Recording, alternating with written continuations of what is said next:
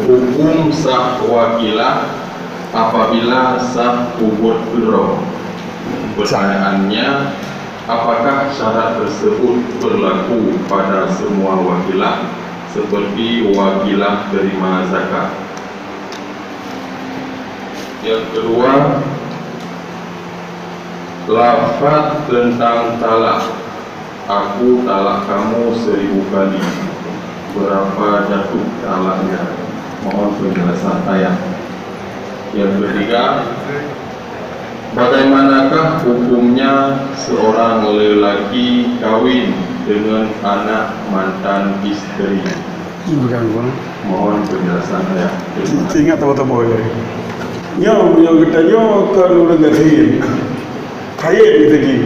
Hayat dari manggaro kata. Hayat waktu bagawe. Apa bukan hayat waktu bagawe lantaran hayat dari manggaro tu. Ini syarikat dari manggaro tanya saya. Kaki dari manggaro ke bang nak waktu bagawe. Jadi waktu hamsa tu waktu. Apa bedanya hamsa tu bukan ada. Berlaku je dah apa lagi. Yang kedua tadi tali terlebih berapa jatuh? Jatuh saya tempat tadi tempat tadi saya bawa. Jadi ada sampai 1 juta tak saya jatuh.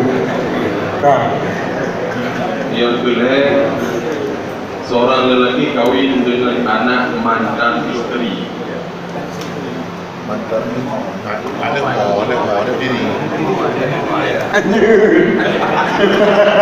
Dia kata watak mah, dia kawin dengan ni. Dia tak kawin dengan ni, hanya dia kawin dengan mah walaupun kata watak, walaupun kata watak. Yang dia kawin dengan ni, yang mah. Dia nak ni draw tu.